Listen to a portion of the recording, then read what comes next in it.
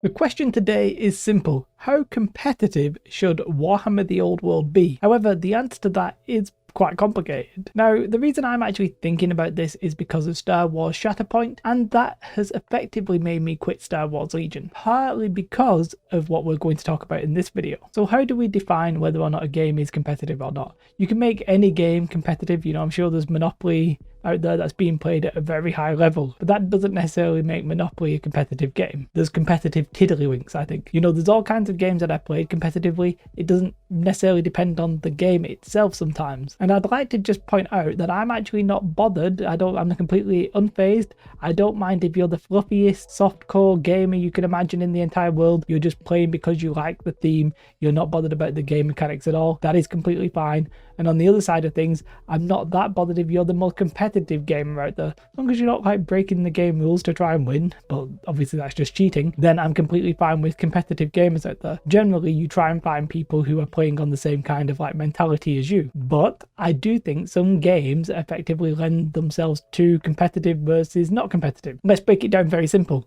Chess is a game that is quite competitive because there is no randomness involved. Generally, whoever starts as white has a very slight advantage, but the game is pretty much 50-50 if two equal players are going to play each other. And there's no randomness, so it's all skill based, okay? Whereas if we decided to just play a game of flip a coin and whoever gets heads wins, that's complete randomness. And then effectively there's a spectrum all the way from those ends. And wargaming is obviously not at the chess end because there's randomness, but it's also not pure randomness because there's strategy and tactics and that kind of thing. And a game can sit anywhere on that spectrum. And I have a philosophy or a theory, which I guess may or may not be true, in that I think the more random a game, the less competitive it is. Just in general, it doesn't necessarily always work like that, but I think in theory, this applies to wargaming. And there's another topic as well when it comes to chess. How often should the best player in the world beat the worst player in the world? Most people would agree pretty much all of the time. But how often should the best player in the world at chess play an average person, and should the average person ever win? Probably not. At chess, I would say the answer is no. If Magnus Carlsen played me and if I wasn't cheating in any kind of suspicious way, then Magnus Carlsen would beat me 1 million times out of a million. And I'm calling myself average, I've no idea. I'm probably 1,000 rated. I don't really play very often. So chess is a game where I think the best player in the world plays an average player in the world and wins 1 million out of a million. Is that the case for a game like Monopoly? Probably not. I think if you played 1 million games with the best player playing an average player, the average player might sneak a win just because of the look of the dice, right? It could happen. And war games generally follow that kind of rule. And Star Wars Legion is a game where I think the best player in the world playing the worst player in the world will pretty much win almost 1 million out of a million. Not quite 1 million because there's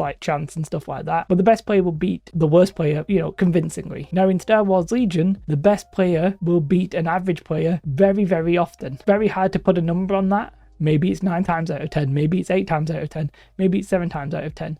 But Star Wars Legion for me is a game where the best player often wins because the randomness involved isn't as important as your positioning and the way that you are playing the game, your strategy and your tactics. And in a way, that's actually the reason I'm stopping Star Wars Legion. I am moving on from this competitive mindset that I used to be in and just going to a more beer and pretzels kind of gamer. Now that doesn't mean I'm not going to try and win. That doesn't mean I'm not going to be playing for the enjoyment of winning. I'm just also going to be playing for the enjoyment of playing. I'm going to go to tournaments but not try and be the top tables. I'm also then going to not try and be the bottom tables. I'm just looking for some average games. And I'll be doing that in Star Wars Shatterpoint, and I'll probably be doing that in the Old World because I don't have people who have the same kind of feelings as I do who want to play this game. I don't have that audience or that player base and the friends around me, basically. So the question then is, how competitive should Warhammer The Old World be? And how competitive was it in the past? So this is very hard for me to quantify. I never went to tournaments of Warhammer The Old World. I was at that time playing with friends. Those friends are now not playing war games, but at that time we were actually just playing with friends and,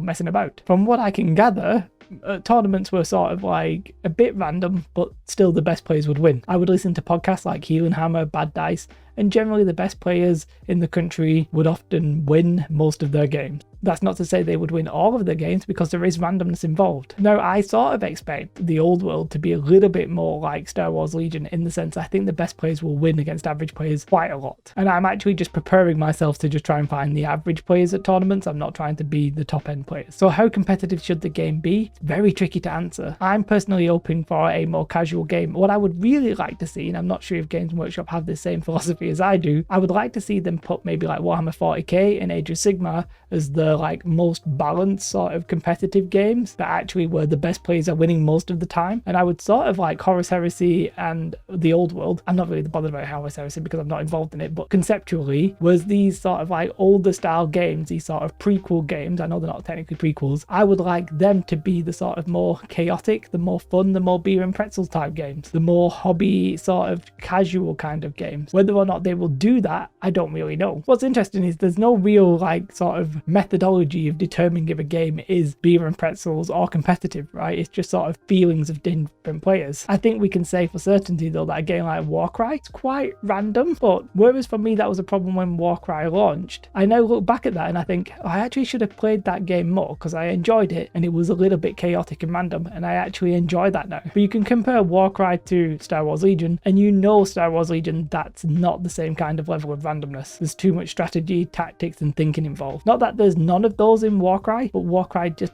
adds like some game mechanics that are literally a little bit more chaotic. Now with fantasy it's a little bit weird, right? So you always have this thing, when we were playing with my friends, the shooting, especially like cannons and those kind of things, they were always really quite random. How much damage they were going to do, like it could kill, maybe it could kill a war hydra in one hit, or maybe it could literally do nothing. And then when you got to the combat, you generally were rolling quite a lot of dice, but even in that, like it wasn't enough dice so that there would be no variance. So yes, you have averages and who's likely going to win, but things would just swing back and forth on the dice. And then of course obviously you have the positioning. It's generally the movement in Warhammer Fantasy where the like skill and the strategy and stuff like that is, and that is the thing that you can generally control the most. So I have no idea where they're going to go. I would like the community's feedback on this. How competitive of a game was Warhammer Fantasy? I literally don't know, as I never went to tournaments. It's really hard to have a gauge and a feel of that. And how competitive do you want the new Old World? Personally, I'm happy to I'm just going to get some big blocks and I'm just going to run at my enemy and have a bit of fun, right? I'm not really going to like stress too much about it. But maybe I'm in the minority. Maybe that's not what people actually want. Maybe people want a super like strategic rank and file game. However, I think if they were really going to achieve that, they'd probably have to go to like alternate activations. I do think having this thing where like one side goes and then the entire other side goes is a bit of a problem if you're trying to have a competitive game. And when we were talking about randomness before, how can you quantify how random a game is? Something like Age of Sigmar,